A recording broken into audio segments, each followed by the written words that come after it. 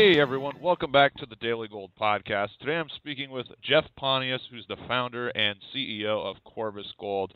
Now, Jeff, as we get started here, I just would like you to go over some of your recent news releases. Let's start with the one I believe was yesterday or the day before. I'll just read the headline here for our listeners. These were drill results from, the first is from the Yellow Jacket portion of the property. You intersected 1.74 grams per ton gold at 72 meters, and actually that's, if you include the silver, it's 3.5 grams per ton gold equivalent. And also the other result that I want to mention was the 0.8 grams per ton at Mayflower, over 54 meters. So I'm wondering if you can talk about the significance of these results and also what's going on at Mayflower. Yeah, sure. Thanks, Jordan. Well, probably the most significant thing is the new intercept that we have from the Yellow Jacket area shows a very broad zone, 72 meters thick, which is almost 250 feet. A very good grade material that has a gold equivalent grade of somewhere in the neighborhood of about 0.1, a little better than 0.1 ounces per ton. So that's a very significant discovery for us. It starts at about 50 meters in vertical depth, so it certainly looks like it's going to be part of what could be an expansion of our overall current open pit in the area, which is to the south of us. And at these grades, it represents one heck of a new discovery for us. We also have intersected in this area some high-grade vein material, which is very interesting. We'll be back chasing both of those targets as soon as we get our expanded drill permit, which we expect this fall. And there will be a lot of work going on trying to expand that particular zone of mineralization and continuing to chase the high-grade mineralization at depth. So that's very substantial to the project for us. Also, as you mentioned, we did intersect some what appears to be to us right now better grades in the Mayflower area, and it looks like the actual Mayflower deposit may actually, with infill drilling, be able to improve its overall average grade, which would really be great for us because it is our initial mining phase that we're looking at right now. And more importantly, what we found with this first pass of 4 holes of infill drilling, we identified another high-grade vein, which has a grade of roughly close to about 7 grams a ton, over a little over a meter in width. That's important in the fact that the Mayflower now is demonstrating that it has these high-grade epithermal veins within the deposit. So we're in there right now doing a drilling program where we're doing quite a bit of infill drilling in the Mayflower area. We hope to be able to continue with expanding that deposit as well as proving it up into a measured and indicated category, which will be very important for our feasibility study going on right now. But the excitement there is that we're starting to hit some of these high-grade veins. Historically, the grades that were mined in the Mayflower area were generally in the about 0.3 to 0.5 ounces per ton range from the early turn of the century. So, we're very excited about being able to go and define some additional mineralization of that type along with our current open pit type resource that we have in there. So that's good news for us at Mayflower. In addition, we have put out some additional news where we've talked about some of the metallurgical recoveries, the initial ones that we've got back just recently, which show that the ore is looking very much like the rest of the oxide ore that we have in the district. And in fact, it may be a little bit better on the recovery side. So that all bodes very well for us to be able to bring the Mayflower project to that production phase, and we should have our feasibility study completed early next year, and once we have that in place, we'll start down the permitting path. This project at Mayflower is on private land, and so the permitting path is simpler than on federal land. And if everything works right, we would expect to have a permit by the end of next year and start the construction of the project with gold production in possibly late 2014. So that's all bodes quite well for Corvus getting into production quickly on the Mayflower project itself. As I said, we have a big drill program planned for this fall. We'll be back in the north area of the deposit, where we have a series of deposits up there, currently containing roughly about 1 million ounces of in-pit resource. And we will be looking to expand that. We've had some very good step-out drill results. In addition to the Yellow Jacket area, we've got a number of other areas that we'll be following up. So it should be a very exciting fall for Corvus Gold.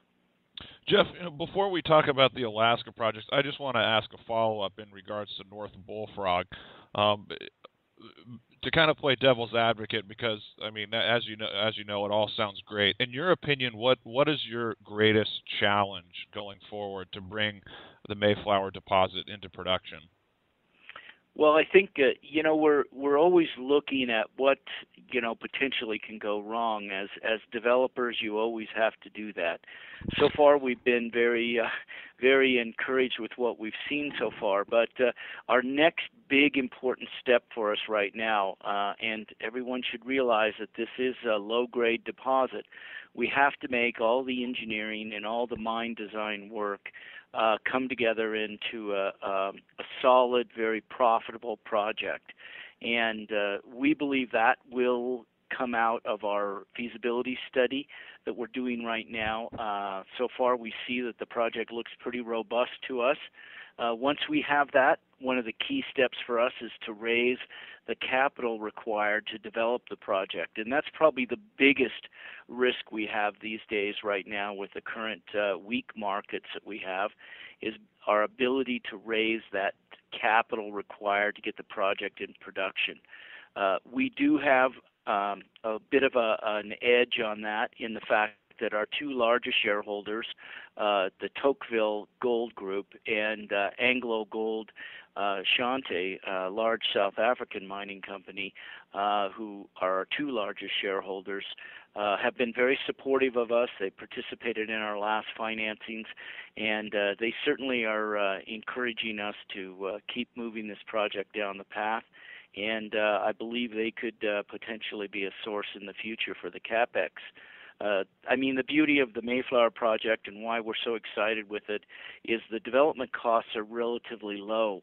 CapEx for this, bringing this mine online, is around, it looks like to us right now, around $30 million. So it's certainly something with, a level that's within our ability to go and achieve. But raising that venture capital will be the next big challenge we face in next spring. Now, Jeff, in regards to the Alaska projects and Terra in particular, what does Corvus have to do there or achieve there in the next year or two to receive more value for the company in the marketplace? Yeah, that's a good point there, Jordan. Alaska for us has really been one where we're, out in a situation where we've made some really interesting discoveries, but we need those to come to account for us. Corvus is very focused in Nevada, bringing its North Bullfrog project along so we can become a gold producer as rapidly as possible. But we've got some great exploration projects in Alaska, and we have some good joint venture partners working away on those to not only make discoveries, but to be able to put those discoveries into the context of a development plan. And so the next big important one of those that we have is our Terra project. Terra, our joint venture partner there, is working on the project site now. They're finishing the construction of a milling facility that they started building last year there. And that will be up and running, we anticipate, this summer. And they'll be doing some test milling through there where they will be doing some initial recovery, gravity recovery circuit on that. If it works according to plan, then that project will enter sort of a production phase, a seasonal production phase starting next year. There will be some gold production likely this year, but next year will be the real piece of the pie that we get to start seeing some bars coming out of that. I think when we achieve that, or when our partner achieves that, we will come into focus on those Alaskan projects. The rest of our projects are fairly early stage, high risk exploration projects, but as one or two drill holes can make all the difference in the world, as you know, and so we're out there waiting to see how our partners are going to come along with that work that they're doing. The good thing for Corvus shareholders is this is not our money we're spending. This is the partners' money, and we are going to reap some of the reward from that money with the advancement of those projects. And Jeff, before we close here, is there anything else you want to comment on that we didn't cover? Well, I think it's important that the listeners and the investors out there understand where we are in our current market cycle. This is a very difficult time for a lot of companies. Corvus is in a fortunate situation in that it's well funded at this point and has a very aggressive program, which is certainly within the scope of our current treasury to get done. So that's important for us. I think what we're going to see in the future is that we'll see a turnaround in the gold market, and that will probably come sooner than we think. And we need, as investors in the future, need to be thinking about what we're going to do to take advantage of that market when it comes. Because when the turn comes, it will be substantial, in my opinion. So I think that the listeners should certainly be making their list of things that they think are good investments. Right now, equities are an incredibly good buy, and I think in the future they could offer a great return. Okay, Jeff. Well, thanks so much for your time today and your update on Corvus. We really appreciate it.